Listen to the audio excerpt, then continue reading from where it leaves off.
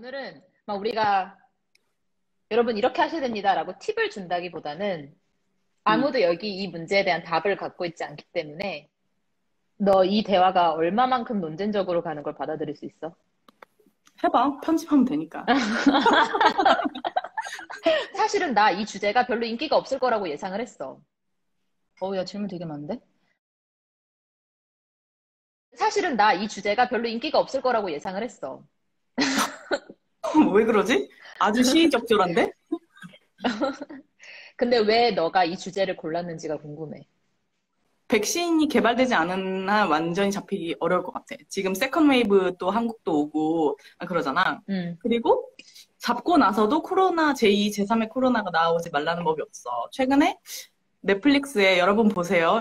그 익스플레인 코로나 바이러스라는 다큐가 있는데 거기 보니까 야생동물 바이러스가 150만 종이 있대. 그래서 언제든지 인간에게 침투할 수 있다는 거지.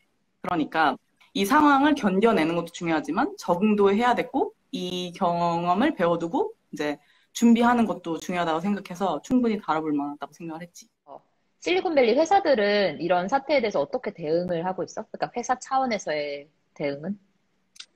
뭐 나라에서 나가지 말라니까 전부 work from home 하고 있고 근데 내가 이 work from home의 전개가 의미 있다고 보는 거는 shelter in place가 시행이 된 게 3월 16일이거든?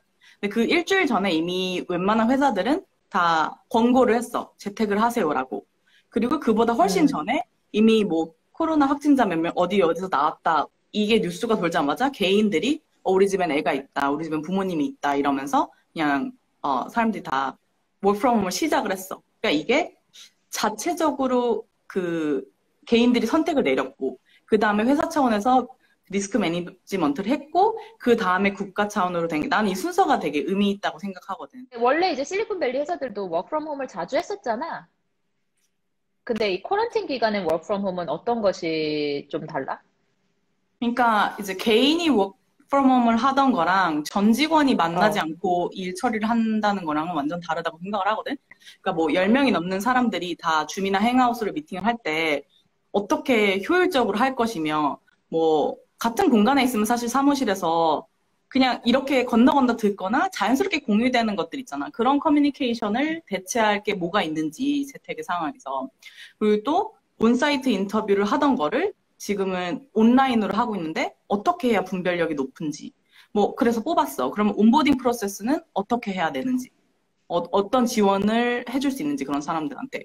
그리고 다 재택을 하면 회사에 대한 소속감, 팀에 대한 소속감, 이런 것들은 어떻게 키우고, 팀 본딩은 어떻게 하고, 또 이 상황에서의 리더십은 어떤 다른 의미를 가지고, 또 전 직원이 재택을 하면 회사 차원에서 제공할 필요한 툴이나 어떤 리소스 같은 건, 뭐 인프라 같은 건 어떤 게 있는지, 이런 것들도 다를 수 있고, 또 우리 회사에서 되게 중요하게 생각하는 거는 직원들 멘탈 관리는 어떻게 해줘야 되나. 이게 다 달라지니까 회사 차원에서 어프로치도 좀 많이 다르고 각 팀별로도 고려사항이나 뭐 베스트 프랙티스 이런 것들을 공유를 널리 하고 있지. 잘 대응했다고 생각하는 부분들은 어떤 것들이야? 특히나 예시를 들어준다면? 그러니까 이거는 뭐 내가 평가를 내릴 수는 없는 부분이라고 생각을 하는데 일단 음. 고민을 끊임없이 하는 자세가 나는 되게 좋다고 생각을 하거든. 뭐가 더 나은 방식인가에 대해서. 그래서 예를 들어서 일단 회사에서 재택 권장을 하자마자 바로 필요한 사무용품들 다 집으로 보내줬어. 요청한 사람들에서 모니터, 키보드, 뭐 이렇게 필요한 뭐 의자 같은 거 이케아에서 사가지고 뭐 림버스 하기도 하고 그런 식으로 셋업을 이제 해줬고 그리고 매일 회사 차원에서 코로나 대응을 어떻게 하고 있는지 이메일이 그리고 어. 그런 메일들도 이제, 그러니까 전 직원 온라인 하기 위해서 굉장히 중요하지. 그런 건 사실 기본적인 노력이긴 하지만 되게 굿터치라고 생각을 하고, 그리고, 코로나 이게 터지고 나서 전 직원 원격 격리 합니다 하자마자 어떤 팀이 원격 근무 가능한지, 어떤 팀이 아닌지, 그리고 프로젝트 우선순위가 어떻게 달라지는지, 이런 게 되게 빠르게 이루어졌어. 그리고 이제 음. 그런 게 회사 차원에서 이제 거시적으로 결정이 나고 나면 개인들이 이제 내 성과 평가가 어떻게 이루어지냐가 중요하잖아, 사실 그게 제일. 좀 재미로 얘기를 하자면 구글이 이제 성과평가 취소한다고 발표를 하고 나서 그냥 구글은 취소한다 이렇게 됐어. 그러니까 그럼 이번 사이클에 프로모션이 계획돼 있던 사람들은 어떻게 되나 막 이렇게 좀 붕 떴거든. 근데 그러고 나서 페이스북이 우리는 전 직원 그냥 무조건 A를 준다. 그러니까 exceed expectation을 준다. 이렇게 발표가 났지. 그래가지고 막 그것도 이제 구글러들이 좀 빡친. 그러고 나서도 페북이 또 코로나 지원금 전 직원 $1,000씩 준다. 막 이런 식으로. 그러니까 이거를 이 위기의 상황을 어떻게 보면 회사 문화나 이런 회사가 지금 어떻게 생각하는지에 대해서 선전하는 그런 방식으로 좀 쓴 것 같아. 그리고 구글이 항상 이런 걸 좀 리딩을 하니까 구글이 올해 내내 재택하십시오 이렇게 발표를 했잖아. 그러니까 또 트위터가 우리는 전 직원 평생 재택하십시오 이렇게 원격 근무하세요 이렇게 나온 거야. 그러니까 이런 게 나는 진짜 위기를 기회를 삼는 회사 PR이 아닐까 싶어. 넷플릭스는 뭐 하는 거 없어? 넷플릭스는 그런 게임에 끼진 않았고, 지금 우리는 좀 이렇게 좀 보고 있는 상황이고, 나는 우리 회사 기부하는 걸 좀 자랑을 하고 싶은데, 사실 이런 프로덕션 하는 쪽은 코로나 영향을 되게 크게 받았거든? 그러니까 마스크 쓰고 어떻게 영화를 만들겠어. 그리고 그쪽에 막 유명 영화배우나 감독들 이런 부자들만 있는 게 아니라 엄청 많은 스태프들, 엑스트라들, 계약직들, 뭐, 당장 이번 달 월급이 막히면 힘들어서 사람들이 있을 거 아니야. 근데 넷플릭스가 이 인더스트리의 취약 계층을 위해서 150밀리언 달러, 그러니까 한화로 1,500억 이상을 펀드를 조성을 했거든. 그리고 에이미 어워드 그것도 이제 취소되고 이러니까 거기에 지원하기로 했던 레스토랑 업체나 이런 게 이제 수입이 없어지잖아. 거기도 지원을 해주고 그런 걸 했었어. 그래서 나는 그게 의미 있다고 보는 게 이제 넷플릭스가 그냥 스트리밍 플랫폼 회사가 아니잖아. 그러니까 이 엔터테인먼트 인더스트리의 어떤 리딩하는 회사로서 움직임을 좀 보여주는 거라고 생각했어. 그리고 기부 얘기를 좀 더 하자면 내 얘기잖아. 나도 기부를 했었다고. 그게 심지어 내가 한국에 기부를 얼만큼 하면 그만큼을 넷플릭스에서 내주는 거야. 그러니까 그런 것도 있었고. 근데 원래 실리콘밸리 회사들이 전반적으로 기부를 장려하는 문화가 있거든? 구글 같은 경우는 1년에 얼마 기부할 수 있게 뭐 나오고, 넷플릭스는 뭐 이런 식으로 네가 얼마 하면 매칭 회사가 해주고 이랬는데, 그거를 좀 폭을 늘려준다거나 아니면은 코비드 관련된 어떤 기부 금액은 좀 회사에서 2배로, 그러니까 너가 낸 거에 2배만큼 회사가 내준다거나, 이런 것들을 더 이제 지원을 해줬지. 근데 뭐, 이제 이 와중에도 또 주커버그는 팔로알토에 있는 자기 단골 레스토랑에다 8억? 8억 좀 넘게? 투척을 한 거지. 8개 레스토랑에. 그러니까 1억 2천씩 준 거야. 그러면서 또 플렉스를 한번 하셨지. 이런 플렉스. 대단하다. 내 단골이 망하면 안 되니까. 이해해. 돈 있으면 나가서 그러겠어. 이럴 때일수록 리더가 어떻게 하는지가 진짜 중요한 것 같아. 그렇지. 이거 원래도 나는 그 회사의 리더십이 어떤 시그널을 주는지가 되게 중요하다고 생각하는데, 이제 그게 이런 위기 상황에서 더 돋보이기 마련이잖아. 그러니까, 예를 들어서, 그러니까, 기본 메시지는 난 인간적인 연대라고 생각을 해. 그래서 지금 미국 같은 경우에 경제적 취약계층을 중심으로 이게 코비드 감염자가 많이 늘고 있는데 이제 그런 거에 대해서도 많이 안타까워하고 그리고 동양인 혐오에 대한 문제가 불거졌을 때 그 문제에 대해서 진지하게 서로 얘기할 수 있는 공간을 만들어준다거나 이러니까 회사 내에서만큼은 직원들이 세이프 플레이스라고 느끼는 거지. 그리고 아까 네가 멘탈 얘기했었는데 인플로이 멘탈 헬스를 회사 차원에서 챙기니까 그럼 매니저들 단에서도 뭐 매주 이렇게 내 팀메이트들의 감정 변화라든지 번아웃은 없나 이런 거를 살피는 거지. 또 CEO가 패밀리 퍼스트 이렇게 말하니까 누가 애 데리고 들어왔다고 막 그걸 문제를 삼겠어. 막 홈스쿨링이랑 업무랑 병행해야 되는데 그런 사람들 오히려 이해하고 응원하고 이런 마음가짐을 갖게 되는 거지. 그리고 지금 내가 퇴근이라는 게 없는 삶을 이렇게 살아보니까 그냥 뭐 미팅 끝나면 끝이긴 한데 사실 그냥 넷플릭스에서 일하다가 이제 넷플릭스 보는 삶인 거잖아. 그러니까 퇴근이 딱 정해지지 않고 주말에도 약속이 없으니까 랩탑 한번 켜보고 이렇게 삶을 지금 2달째 살잖아. 그러니까 이런 걸 알고 CEO는 또 이 워라밸을 좀 강조를 하는 거지. CEO가 그러니까 그럼 각 조직의 수장들은 더 좀 직원들의 퀄리티 있는 휴식에 집중을 하고, 뭐 그런 거를 자꾸 리더십이 이제 시그널을 주니까 직원끼리는 좀 더 위하고 이해하려는 노력을 하는 거지. 그런 환경을 회사가 만들어주는 거. 너 이 대화가 얼마만큼 논쟁적으로 가는 걸 받아들일 수 있어? 해봐. 편집하면 되니까. 실리콘밸리가 스탠드하는 그런 가치들 있잖아. 음, 음, 음. 그게 애플이랑 구글이 세금을 낼 때 아일랜드 헤드쿼터에서 낸단 말이야. 그러니까 돈은 독일에서 받아들이고 아일랜드에서 낮은 세금을 내지. 그래서 그걸 유럽 가지고 이제 헤드쿼터들이 다 거기 있잖아. 그래서 그래서 이게 EU 국가, EU 연합이랑 구글이랑 애플이랑 이렇게 소송이 붙었었어. 그래서 결국 아마 패소해가지고 돈을 냈을 텐데, 그 약자를 위한다고 막 이렇게 컬처나 이런 PR 부분에 대해서는 홍보를 많이 하면서 정작 그 약자를 위해서 그 약자들이 결국에는 그러니까 도움을 받을 수 있는 곳은 정부잖아. 그러니까 무슨 말인지 알겠어. 세금이잖아. 근데 그거를 안 내는 거지. 그래서 그 이중적인 모습에 감자는 이게 정말 우리는 이렇게 케어링을 합니다라고 말하는 것과 뒤에서는 세금을 내지 않는 이 이중적인 다국적 기업의 투페이스에 대해서 얘기를 한 적이 있었거든. 이해. 그리고 이건 감자는 편집해. 약간 그쪽 극단에 있잖아. 아니지. 좌구나. 이쪽이잖아, 감자는. To the left, to the left. 이해하는데, 난 그렇게 생각해. 그것도 사실, 리걸 팀이나 아니면은 그 회계팀에서 자기 할 일을 하는 거야. 걔네들이 할 일은 그거잖아. 젊은이 사람들이 돈을 내는데 그 돈으로 사실은 기업이 세금을 내서 그 독일 사람들에게 혜택이 가야 되는데 그게 아니고 그냥 아일랜드로 다 돈이 가고 세금을 내도 아일랜드에만 내는 거니까. 그러니까 독일 기업의 입장에서는 불공정하다고 느낄 수 있을 거고. 맞아. 그리고 독일 기업만큼 이 회사가 독일 경제에 기여를 못하는 것도 맞는 거고. 그러면 사실 그거는 EU에서도 법 개정을 해야지. 그러니까 그런 빈틈을 노리는 게 사실 근데 어쩔 수 없잖아. 회사에서 그런 일을 하라고 뽑은 사람들이고. 네가 아까 그 실리콘밸리 회사가 인플로이들의 멘탈을 되게 잘 챙겨주고 엄청나게 많은 이런 혜택을 주는 걸 보면서 나는 사실은 어떤 생각을 했냐면 난 사실 성경 구절이 생각이 났어.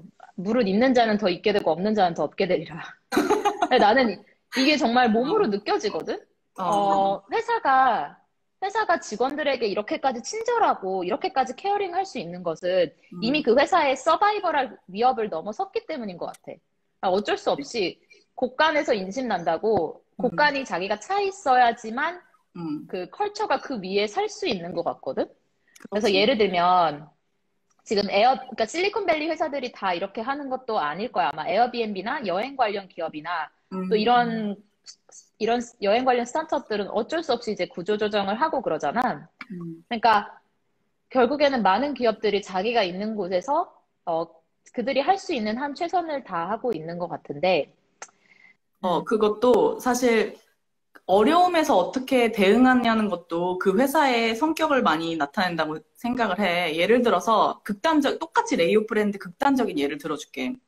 버드라는 스타트업에서는 400명을 온라인으로 그냥 그러니까 잘릴 사람한테 보낸 거야. 초대를 한 거야. 그리고 온라인 미팅에서 걔네들한테 어나운스를 했어.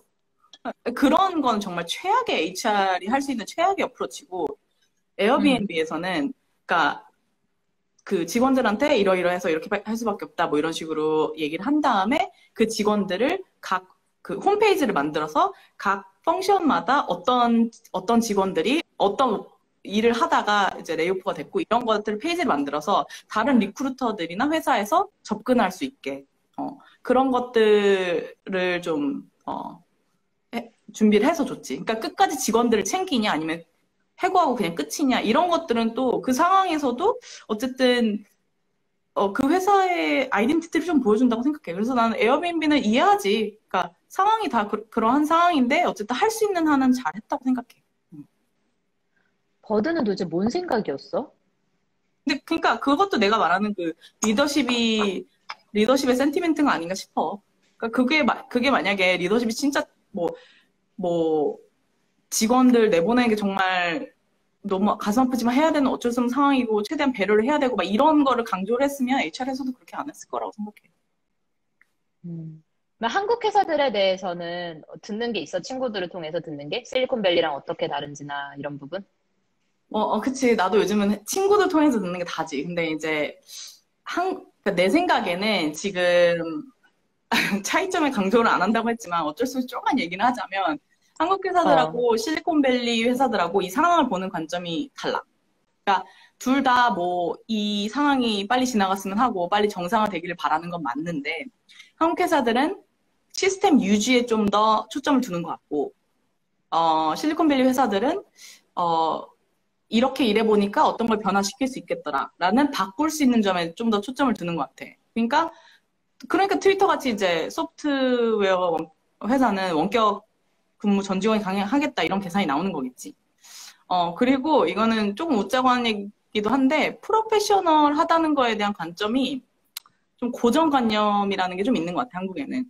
그러니까 예를 들어 우리는 지금 화상회의를 하면 아이들이나 이제 애완동물 뭐 이렇게 데리고 하고 이런 게 되게 자연스럽거든? 근데 이제 나도 돌아다니는 글을 봤는데 어디 이제 한국 회사에서 화상회의를 했는데 다들 바지 입었냐? 일어나 봐라. 뭐 이런 거를 얘기를 하니까 그러니까 이 프로페셔널에 대한 고정관념이 있는 상황에서 집에서 근무한다는 거에 대해서 다들 어떻게 생각하는지 대충 감이 오잖아. 그런 게 좀 다른 것 같고. 그리고 또 회사가 직원을 보는 관점이 차이가 있지. 회사가 직원을 모니터링한다. 얼마나 근무했는지 체크한다. 눈을 이라는 걸 봐야 안심이 된다. 이런 문화가 있으면 아무래도 위기 상황에 전 직원이 재택근무하세요. 이러기는 힘들고 한국에서 많이 하는 탄력근무제라고 하는 것도 결국 회사에서 몇 시간을 일했냐라는 걸로 계산하는 거니까. 근데 이 동네에서는 이제 어떻게 하면 좀 더 편한 근무 환경을 제공할 수 있을까 하는 고민을 계속 해왔잖아. 그러다 보니까 아까 얘기했듯이 서로 경쟁하듯이 이런 위기 상황에서 더욱더 편한 환경을 제공하고자 이렇게 노력을 하는 거지. 그리고 어쩔 수 없는 부분은 시스템 유연성의 차이가 있지. 우리나라는 아직도 좀 제조업 중심인 회사들이 아무래도 좀 많고, 그럼 힘들잖아?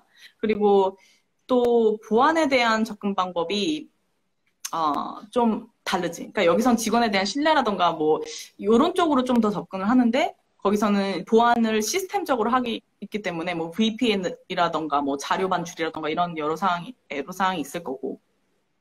지금 내가 말한 이런 것들을 1대1로 비교할 건 전혀 아니고 그냥 이런 유연함을 계속 길러야 된다 정도? 그러니까 위기 상황에서 더 차이가 크게 나, 이런 것들은. 그러니까 지금 코로나를 겪고서도 아니면 겪으면서도 이런 역량을 안 키우고, 아까 말했듯이 약 50만 개의 그 야생 바이러스 중에 하나가 또 인간한테 전염이 됐으면 또 국가 탓, 개인 탓, 특정 발생 국가 탓, 막 이러면서 계속 탓만 하고 있을 거는 아니잖아. 그때는 정말 변명의 여지가 없을 것 같아. 그러니까 그래서 이 주제를 좀 커버해보고 싶었어. 네가 아까 한국에서 제조업이 많은 중심인 회사들은 아무래도 힘들 거라고 했잖아. 근데 그 부분을 포인트아웃 해준 게 되게 중요한 게 업에 따라서도 여기에 대응할 수 있는 현실적으로 대응할 수 있는 그런 게 달라질 것 같아. 예를 들면 실리콘밸리 회사들을 퉁쳐서 할 수가 없는 게 애플은 이 팀을 나가게 되면 다른 팀의 배지를 찍고 들어가지도 못한다 들었어. 그래서 맞아. 실리콘밸리에서 맞아. 양극단의 오픈니스의 극단 쪽에는 구글이 하나가 있고 클로즈니스의 극단에는 애플이 있는데 업별로 차이가 되게 큰 것 같고 또 그러니까 하드웨어와 소프트웨어 차이, 그리고 보안에 대한 관점의 차이 이런 거는 무조건 다르거든. 그건 다를 수밖에 없는데 내가 볼 때는 구글이든 애플이든 그 상황에 빠르게 대처한 능력은 그런 유연성은 기본적으로 역량이 있는 회사라고 생각해. 그러니까 그게 기본적으로 애플은 또 로버스트한 건 되게 그렇게 유지를 하지만 마켓 변화나 이런 거에 되게 플렉서블하게 대처를 한다거나 이런 것들 있잖아. 그러니까 그런 역량을 나는 전반적으로 키우라고 얘기를 해주고 싶은 거지. 어쨌든. 그리고 아까 회사가 직원을 보는 관점의 차이가 있다고 했는데 음. 그래서 예를 들면 회사가 직원을 모니터링한다, 뭐 얼마나 일했는지 체크한다 이런 거 난 여기에 되게 공감을 하면서도 또 현실적인 부분을 놓칠 수가 없는 게 나는 내가 물류에서 일하면서 좀 문화 충격을 받은 게 있어. 그러니까 직업 윤리 의식이 없는 사람들도 되게 많고, 물론 큰 회사에서도 횡령하고 막 할 사람은 다 하지만, 실제로 이 사람들이 정말 놀라울 정도로 그 내가 이렇게 모니터링을 하지 않으면 제대로 업무를 하지 않는 사람들도 되게 많은 것 같긴 해. 그러니까 우리가 여기에 대해서 직원을 보는 관점에서 신뢰를 가지고 맡길 수 있는 거는 사실 그만한 퀄리피케이션이 되는 사람을 또 신중히 뽑았기 때문에 올 수 있는 베네핏 아닌가 싶어. 예를 들면은 어떤 일이 있었냐면은, 보스가 이거 배송이 이때까지 돼야 됐는데 이게 안 됐다고 꾸짖었어. 그리고 한 번만 더 하면, 이제 한 번만 더 이렇게 규율대로 안 따르면 계약 파기를 할 수밖에 없다라고 하니까 그 트럭 아저씨가 트럭을 가지고 싱가포르에 있지도 않는 말레이시안가 정글로 간 다음에 그 정글에다가 트럭을 주차시키고 GPS라 이런 거를 다 뗀 다음에 차 키를 흐르는 강물에 던져놓고 잠적을 했어. 그러니까 정말 그러니까 어떤 산업이고 우리가 어떤 레벨에서 그러니까 사실은 실리콘밸리는 like top of the top인 거야. 어쩔 수가 없어. 근데 이제 이건 또 내 생각인데, 맞아. 뭐 어쩔 수 없는 사람은 항상 있지. 근데 그게 만약에 정말 100명이 다 워크 에틱을 가지고 일하는데 한 명이 문제다. 그러면은 사실 그 사람이 문제가 되는 거잖아. 기본적으로 워크 에틱이 있는 사람들이라는 걸 트러스트한 상황에서 나올 수 있는 회사의 복지인 거야. 그렇지. 그러니까 그렇지. 기본적으로 내 리스폰서빌리티를 하지 않는 사람들은 나는 이런 걸 누릴 자격이 없다고 생각해. 근데 이제 그럼에도 불구하고 거기에 이제 또 코멘트를 달자면 너무 그렇게 그 하나의 사례에 집중을 하면 다시 말하지만 다양한 가능성을 익스플로어 할 그런 기회 자체를 차단하게 돼.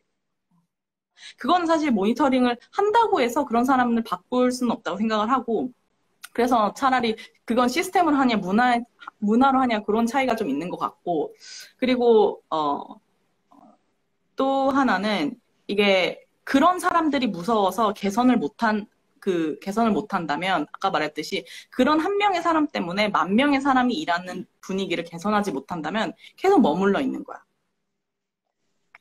그 중국 회사들의 규율, 회사의 이런 폴리시나 이런 거는 세부 항목 나열이야. 그래서 이게 걸리면 너는 이런 벌을 받게 된다. 그래서 그 항목 나열들을 굉장히 빼곡하게 하거든. 근데 미국 회사들로 가면은 규율 나열이 아니고 원칙을 줘. 회사에 해가 되는 일을 하지 말라. 그러니까 되게 양극단에 있는 거고 한국은 그 중간 어둠에 있는 것 같은데, 그러니까 규율도 주고 원칙도 주고 이제 믹스 같은데 그 나라의 아직 그러니까 뭐 국민성이나 아니면은 그 나라의 선진화된 단계나 이런 거에 따라서 결국에는 사람들의 선진화된 그러니까 얼마나 선진화된 이것도 되게 애매하긴 한데 그 사람들의 수준에 따라서 이렇게 기업이 이렇게 진화하는 것 같긴 해. 그치. 근데 어차피 내가 볼 때는 기업은 직원들을 믿어야 될 수밖에 없어. 그러니까 뭐 VPN 이런 보안 계속 뭐 핸드폰에 스티커를 붙인다거나 이런 식으로 계속 하면은 그쪽에 어쩔 수 없는 막 리소스를 엄청나게 쏟아부어야 되거든? 그것도 결국 투자고 막 그런데 이게 신뢰 중심으로 구축하게 되면은 그런 고정 비용이 되게 많이 줄어들거든. 그래서 그들이 너의 신뢰를 배신한다니까. 그런데 그러니까 그리고 나는 우리나라 사람들이 열심히 일하는 이 성향에 대해서 크레딧을 좀 줘도 된다고 생각해. 우리나라처럼 열심히 일하고 월계획이 뛰어난데 이런 걸 뭐 완전히 적용하지 않더라도 시험 삼아라도 해보지 않는다는 건 난 좀 아깝다고 생각을 해. 포인트는 오늘 말했잖아. 이건 배울 점도 아니고 차이점에 집중하자는 것도 아니고, 근데 이렇게 일하는 데가 있고 워킹이 잘 된다는 거를 알 필요가 있어. 내 생각에는. 그러니까 그렇게 계속해서 뭐라지? 이렇게 지금 체제에서 빈틈을 찾아서 계속 그쪽으로 파고드는 것도 물론 의미가 있다고 생각을 하는데 아예 다르게 하는 저기는 뭐 저렇게 하는 방식이 있네? 이런 걸 아는 것도 나는 그런 기회가 있는 것도 중요하다고 생각해. 그러니까 내가 가장 경계했던 부분은 우리가 하는 이 고민이 약간 마리아 앙뚜아네트 같은 고민이 되지 않았으면 한다는 거였어. 그래서 물론 이제 직원들에게 편한 근무 환경을 제공하겠다는 고민으로 접근하는 되게 이렇게 자아 실현적인 차원으로 접근하는 것도 되게 좋지만 실제로 많은 회사들이 이제 당장 서바이벌을 고민해야 되는 회사들이 많은데 그런 회사의 입장에서 아, 쟤네 진짜 동떨어진 얘기하네라고 우리가 충분히 어웨어하고 있었다는 거를 얘기를 해주는 게 좋을 것 같고 내가 말하고자 하는 포인트는 기업의 생존이 그러니까 그 신뢰와 트러스트와 복지는 그리고 뷰티풀하고 카인드한 문화는 기업이 생존을 피규어아웃 한 다음에 나올 수 있는, 그러니까 똑똑한 머리 먼저 그 다음에 가슴인 것 같아. 그치. 그리고, 아까 말했듯이 이런 그 유연함에는, 실리콘밸리, 그 코로나 재택근무 그걸 결정하자마자 되게 빨리 나왔다니까? 우선순위. 그 팀의 우선순위, 회사의 우선순위, 뭐가 비즈니스 크리티컬인가. 그런 게 먼저 딱딱 나오는 그 유연함이 당연히 뒷받침되고 나서, 그러고 나서 직원들을 케어하는 거지. 맞아. 중요한 부분이야. 미국에서 구직을 하고 있을 분들에게 드릴 팁이 있어? 그치. 일단, 어쩔 수 없지만, 지금 이 상황은 어쩔 수 없어요. 첫 번째로 드리고 싶은 말은, 지금은 집중 투자 전략이 먹힐 때인 것 같아요. 지금 잡 마켓이 많이 안 좋잖아요. 그래서 오픈된 롤 자체가 많이 없고, 그리고 오픈된 롤도 닫히는 경우가 꽤 많아요, 지금. 회사 사정이 급박하게 돌아가서. 내 지인도 오퍼까지 받았다가 캔슬됐거든. 그러니까 애초에 지원을 할 때 어느 회사들이 지금 뽑는지를 잘 보고 지원을 하세요. 그러니까 뭐 예를 들어가지고 도어대시나 그랩합 같은 뭐 음식 배달 서비스는 잘 되겠죠. 그리고 줌이나 슬랙 같은 커뮤니티 플랫폼들은 일단 잘 될 것 같은데 일단 각자 롤에 맞춰서 리서치 좀 해보기를 추천을 드리고 한 가지 팁은 제가 유튜브 올릴 때 링크를 걸어드릴게요. 근데 어떤 회사들이 정상 하이어링을 하는지, 어떤 회사들이 레이오프를 했는지, 할 건지 이런 것들을 라이브로 모니터링하는 사이트가 있어요. 제가 그거 2개 주소 링크 걸어드릴 테니까 그런데 딱 골라서 지원하시고 그리고 막 지금 레주메 뿌리듯이 지원 안 하시니까 대신 그렇게 전략적으로 지원하시는 데는 준비를 철저히 하셔서 하시길 바래요. 왜냐면 지금 또 지원자들이 넘쳐나거든요. 지금 뽑는 회사들은. 무시무시하다. 이렇게 컴피티션이 심한 데서 경쟁을 해야 하다니. 그치. 그리고 2번째 팁은 달라진 인터뷰 환경에 적응을 하세요. 그러니까 지금 온사이트를 다 그 VC로 전환을 하고 있잖아요. 그러니까 결국 얼굴을 못 보고 하이어링을 진행한다는 거예요. 이게 구직자 입장에서도 또 하이어링 하는 입장에서도 굉장히 리스크거든요. 얼굴을 못 본 사람과 일을 한다는 것. 그러니까 인터뷰 과정에서 그런 어떤 신뢰나 이런 거를 좀 쌓으면서 준비를 하시는 게 좋을 것 같아요. 왜냐면 우리가 원하는 거는 그 인터뷰 통과가 아니라 최종 오퍼잖아요. 그러니까 그런 거를 좀 생각하시면서 진행을 하시면 좋고 또 그 페이스 투 페이스로 진행을 하는 게 아니니까 모든 인터뷰 과정에서 커뮤니케이션에 각별히 신경을 쓸 필요가 있어요. 아무래도 이제 얼굴 보고 미팅룸에서 진행하는 것보다는 훨씬. 그리고 툴 같은 것도 예를 들어서 예전에는 엔지니어를 온사이트로 초대를 해서 화이트보드에서 했던 거라면 지금은 뭐 그게 여러 가지 툴로 대체가 되잖아요. 뭐 그냥 뭐 쉐어닥일 수도 있고 아니면은 구글 젠보드 같은 걸 수도 있고 그러니까 인터뷰가 스케줄링이 될 때 분명히 링크를 보내드릴 거예요. 어떤 툴을 쓰는지 그거를 미리 툴에 익숙해지고 진행을 하시면 훨씬 좋겠죠. 그리고 또 마지막으로 드리고 싶은 팁은 회사에서 이런 변화가 생기는 부분에 대해서도 잘 인지를 하고 있어요. 그래서 구직자분들이 더 이런 변화에 더 이렇게 적극적으로 대응하려는 것처럼 회사도 최대한 구직자분들 편하시게 유연하게 대응을 하려고 하고 있거든요.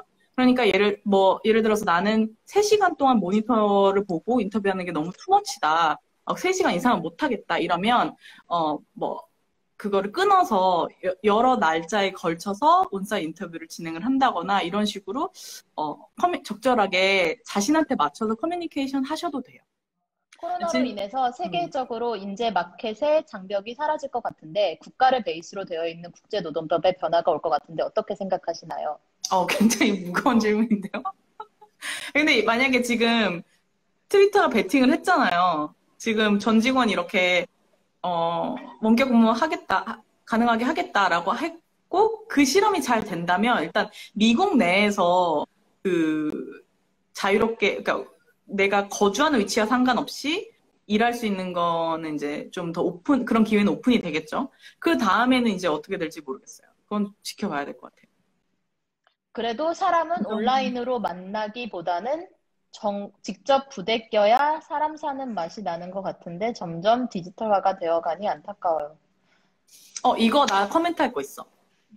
고. 이거, 그건 맞는데, 당연히 사람 만나면 더 인티미시가 올라가고 이런 거 맞는데, 온라인으로도 충분히 가능하다는 걸 전 이번에 알았어요. 그러니까, 우리 팀 원래 그 팀빌딩 할 때 맨날 술 먹거나 저녁 먹거나 이랬거든? 근데, 이게 재택으로 진행이 되다 보니까 더 창의적으로 되는 거야. 원격으로 빙고 게임을 한다거나, 요리 컴페티션을 한다거나, 우리 복면가도 막 진행을 했거든? 그런 걸 컴페티션 하고. 그리고 구글에서는 각자 자기 연주를 해서, 각자 자기 다룰 수 있는 악기 연주를 해서 나중에 그걸 다 모아가지고 오케스트라처럼 편집을 한 거야. 그런 게 좀 재미있는 것 같아. 그러니까, 한 가지 포맷의 만남이나 어떤 액티비티가 아니라 그런 걸 좀 넓힐 수 있는 기회가 있는 거고. 그리고, 어떤 또 인티미시가 나는 생겼냐면, 같이 일하는 사람의 방을 처음 보게 되잖아, 이제. 그리고 그 사람이 밥 먹으면서 미팅을 하면 밥 먹는 모습도 이렇게 보게 되고, 그리고 배우자나 애들, 걔 고양이, 그럼 걔네를 계속 보게 되는 거야. 그러니까 하우 미팅하는 게 보고 막 서로 이제 배우자 이름이나 이런 거 알고 서로 인사하고 이런 어떤 관계가 생기는 거지. 회사에서 일하면 그럴 일이 없잖아. 그래서 뭔가 그런 방향에서는 좀 더 친밀감이 생겼던 것 같아. 글로벌 경력의 기회가 앞으로는 정말 힘들어지겠죠? 어떻게 생각하시는지. 그거는, 아까도 얘기했지만 예측하기는 좀 힘든 것 같아요. 아까도 계속 나오는 얘기인데, 이게 이래서 진짜 자기 나라에서만 뽑는 방향으로 갈 것이냐, 아니면 이런 원격 근무에 대한 가능성을 보고 그 문을 더 여는 방향으로 갈 것이냐, 이거는 나라마다도 다르고 회사마다도 다르고, 그래서 예측하기 힘들 것 같고요. 앨리스 라방에 그 내용 되게 많잖아요. 한국에 계신 분들이 어떻게 해외 진출했는지. 그런 거 보세요.